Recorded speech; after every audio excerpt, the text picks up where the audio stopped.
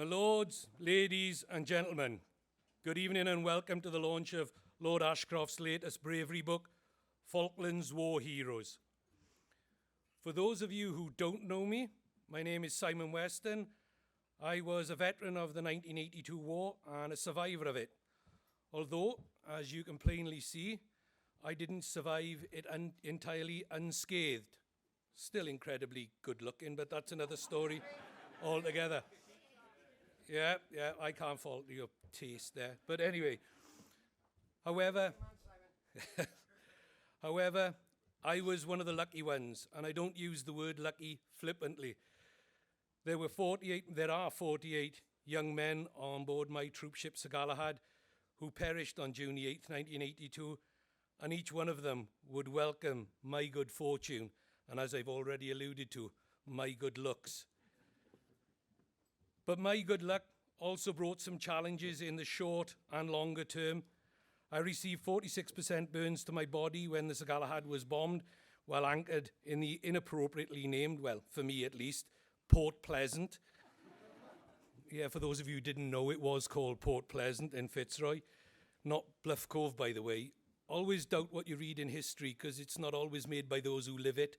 It's quite often just made by those who write about it. I don't mean anything about that tonight, sir.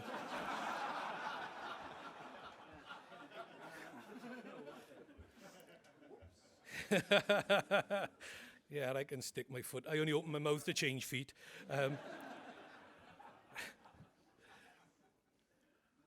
I was the worst injured man to come off the Sir Galahad, and subsequently told by the surgeons and the medical people who welcomed me back to the UK and down there, Commander Chapman and such, that I was the worst injured serviceman to make it home alive. I spent the best part of 5, nearly 6 years in hospital over a period of time, enduring more than 90 operations.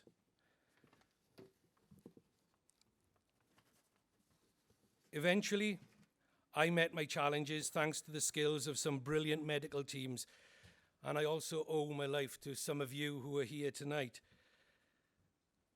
I was able not just to rebuild my life, but hopefully to do some good for others through all the opportunities and the charity work that I had. Some people were even kind enough to call me an inspiration. I certainly would never use that word to describe myself, but as a staunch monarchist, I certainly felt privileged and humbled to receive my first honour, an OBE, and later a CBE from Her Majesty the Queen. But I have to say that I do feel that I'm in a room full of people who I deem and see as inspirational to me. I had the first fruitful relations with Michael earlier this year. He approached me to write an article to mark my 60th birthday on August the 8th.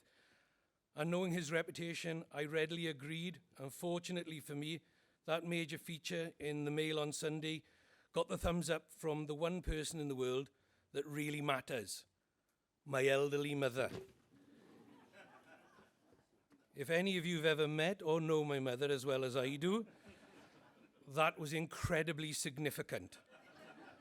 Far more importantly than now was how the article was received by the millions who read the paper, and both in print and online. Trust me, if my mum had not been happy with the article, she would still be letting both Michael and me know in no short terms, even 3 months on.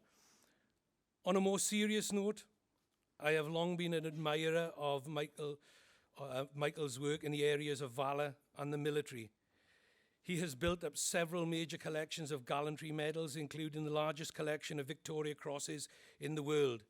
He has supported countless military charities, including making a donation of £1 million to the £7 million fund for the Bomber Command Memorial, which was unveiled by the Queen in central London in 2012.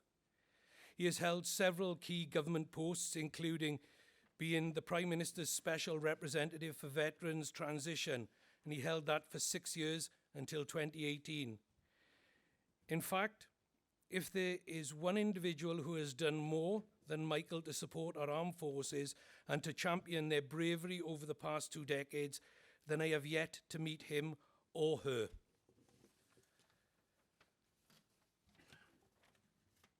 Falklands War Heroes tells the stories of bravery during the 10-week war in the South Atlantic through this incredible gallantry and service medal collection that has been amassed over the past 4 decades.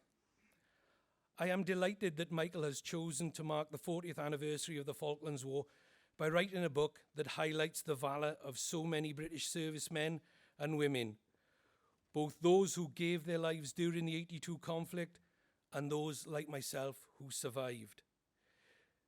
This book will bring courageous deeds to a global audience. Each write-up has been diligently researched, and each story is carefully told. I was one of those fortunate enough to receive an early look at the book, and I devoured it in less than a day. Furthermore, every penny of the author's royalties will be donated to military charities. Ladies and gentlemen, I know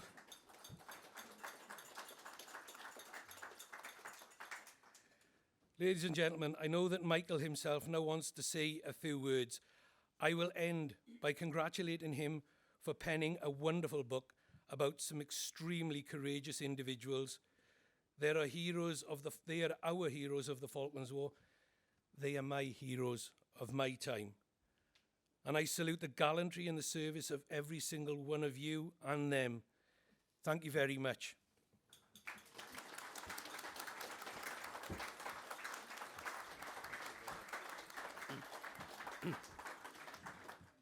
Thank you very much indeed, Simon, for those kind words and a very warm welcome this evening to all my guests.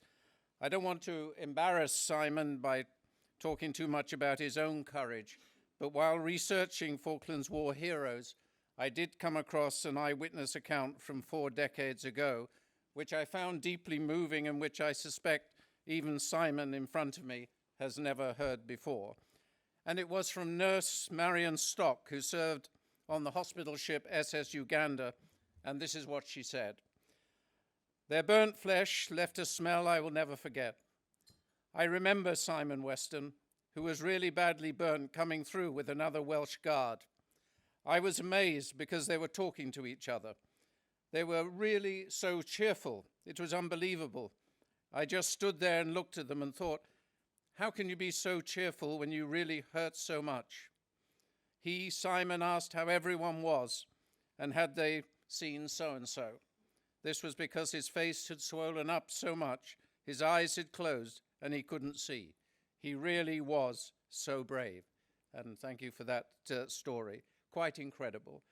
What an extraordinary man Simon is, and what an achievement it is that he has turned around his own misfortune to do so much good for others through his charitable work. Thank you very much, Simon. And as the title of my latest book suggests, it's about some of the heroes from the Falklands War.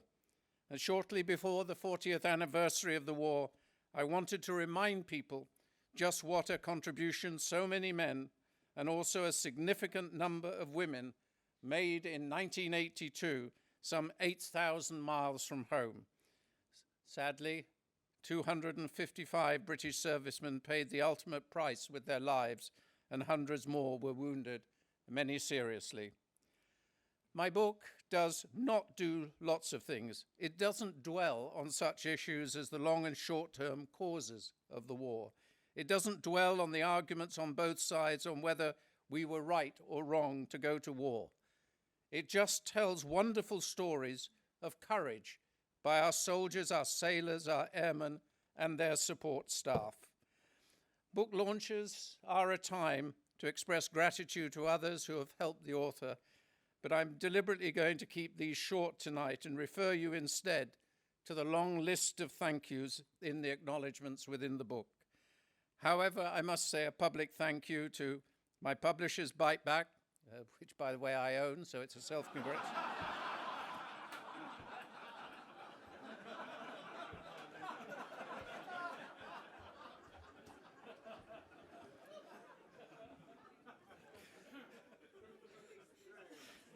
That was an advertisement for any of you who are considering writing a book. You know now where to come. So I'm grateful to James Stevens and Oliver Beattie, my editor, Lucy Stewardson. I'm also grateful to Angela Entwistle and her team for arranging tonight's book launch and helping to promote the book. Thank you, too, to David Erskine Hill, the curator of my medal collections, for encouraging me to write Falklands War Heroes and for helping me to build this medal collection. And a big thanks as well to the Mail on Sunday and its editor, Ted Verity, for the wonderful two-part serialization, and to other newspapers and magazines that have been so supportive towards this book. But my biggest and most sincere thank yous goes to a remarkable number of people who have helped me to write the book. And top of that list is all those individuals who are the subject of the 37 separate write-ups in the book, in many cases the war heroes themselves, in other cases their colleagues, families, and friends. And sadly, a large number of those who feature in my book are no longer alive. They were either killed in 1982 or they have since died. But I'm delighted that nevertheless we have a large number of veterans present this evening who are all heroes of both the war and my new book. And I'm grateful for everyone's time and their memories. Not all of them fond or easy ones, because as with all wars, there was a heavy price to pay, even in victory. The war veterans have come from not just all over the country, but all over the world, including South Africa and Spain, to be here tonight. So I want very briefly to introduce them to you this evening in alphabetical order. When his or her name is read out, I'd ask that individual to take one large step forward so guests know who I'm talking about. And rather than clap after each name is read out, I'd ask you all to reserve a very large round of applause at the end. And I am sorry to be so bossy, but it comes naturally. Staff Sergeant Bill Bentley, a combat medic, was awarded the Military Medal for outstanding bravery at the Battle of Goose Green, when, as the fighting was at its fiercest, he made his way to a forward slope to treat a badly wounded soldier. Chief Petty Officer Malcolm Cooper was serving on HMS Antelope when it came under a deadly attack, killing 2 comrades and injuring many others. Cooper courageously tended to a bomb disposal man whose arm had been almost blown off. Staff Sergeant Kevin Dunbar was mentioned in dispatches for bravery during the Battle of Goose Green, and he was later awarded the Military Medal while serving with the SAS behind enemy lines during the First Gulf War in 1991. Squadron leader Jeff Glover was the only British pilot to be taken as a POW by the Argentinians after his Harrier jet was shot down. Having ejected from the aircraft, he received serious injuries and showed great courage when held prisoner for 7 weeks. Corporal Harry Gow, who survived a brutal childhood, is something of a legend in the SAS, playing a part in recapturing the Falklands before a varied and adventurous career that saw him serve with the RUC and eventually qualify as a criminal barrister. Senior naval nurse June Hall served in the SS Uganda, a hospital ship that was positioned in the war zone.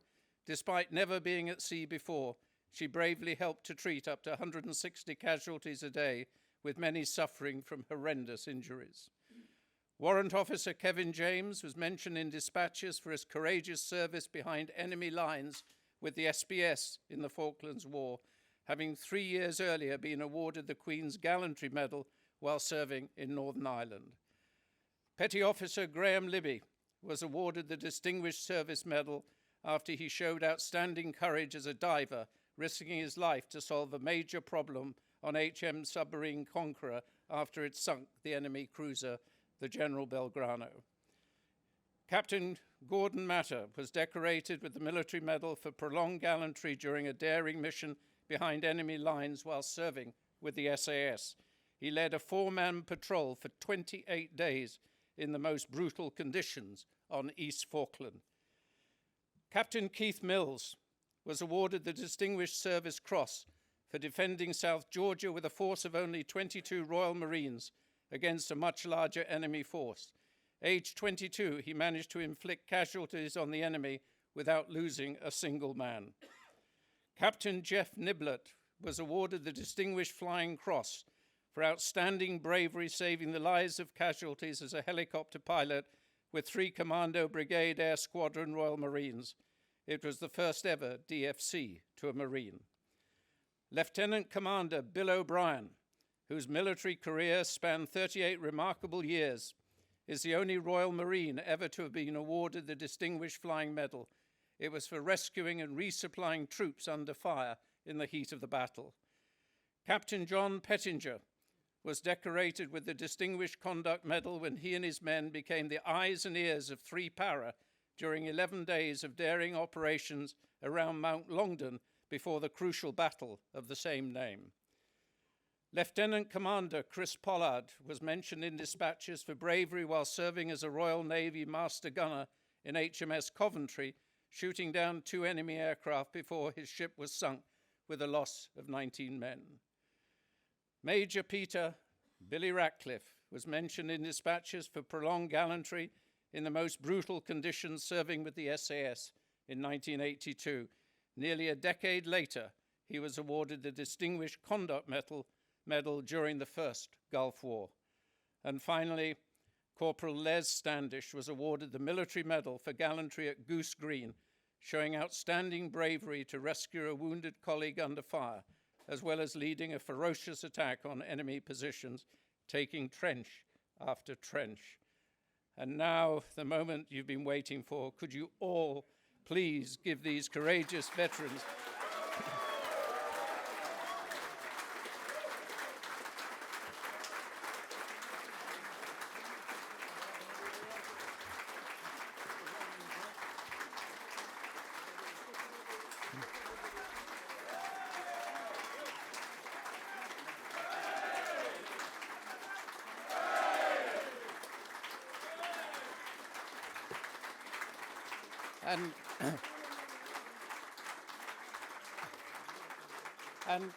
And for the veterans here tonight, this is exactly the type of reaction and applause when I chair my company's meeting for my shareholders.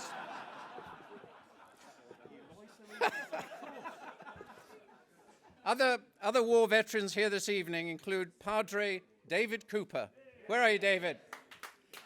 Who was attached to 2 Para during the war and whose bravery saw him recommend for the Military Cross, later in fact downgraded to a mention in dispatches.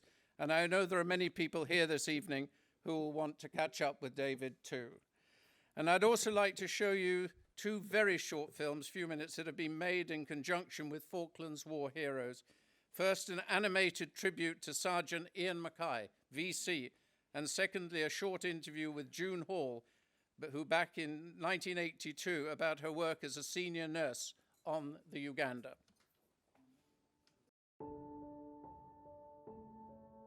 To the world, a soldier. To us, the world. He packed up and left when duty called. These young men, so far from home, they travelled together, but returned alone. He trained on the ship as they crossed the Atlantic. No time to waste to prepare for the conflict.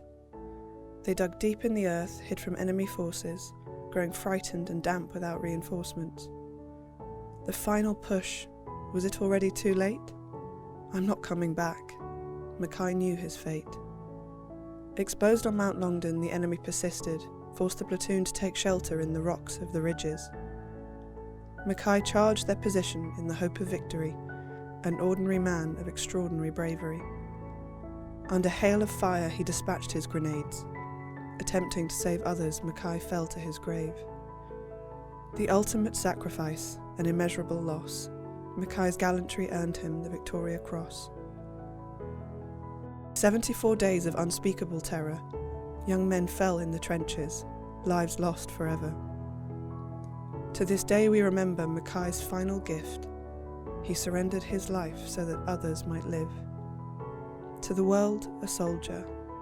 To us, the world. Till we meet again.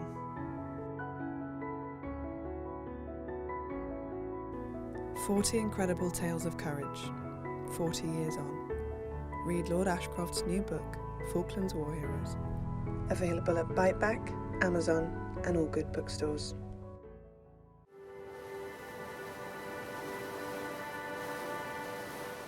It was nursing pushed to its very limits, I think, when we were down there.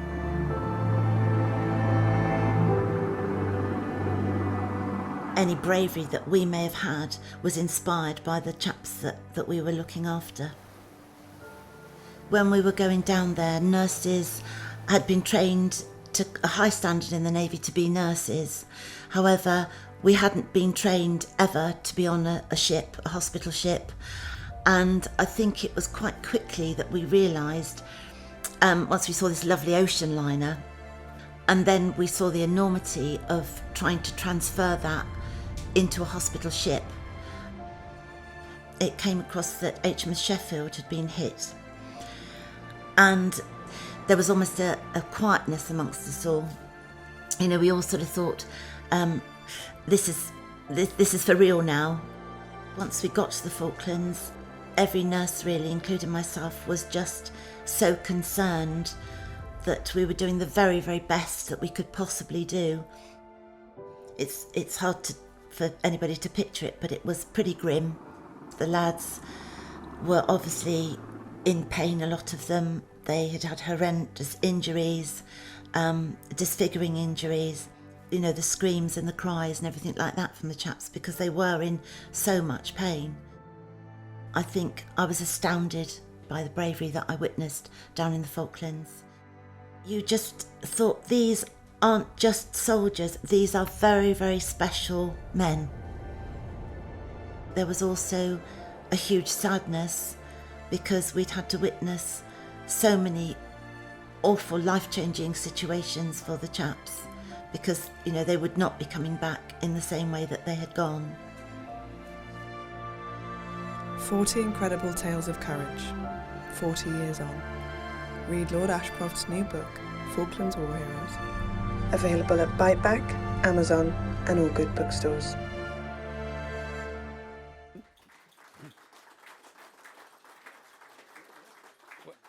When Marika Mackay was presented with her late husband Ian's posthumous VC in 1982, she told the media she feared his decoration and his bravery would, open quotes, all be forgotten in 20 years' time, close quotes. I'm delighted to say that nearly 40 years on, that hasn't happened and must never happen. And I, for one, will continue through my books and media work to champion the actions of brave individuals, to highlight the courageous deeds of our armed forces, and to support military charities for the rest of my days. And I will end by asking you, no, imploring you to do your bit to support good causes by buying lots of copies of Falklands War Heroes for yourself, your family, your friends, and your other contacts, because this struggling author in front of you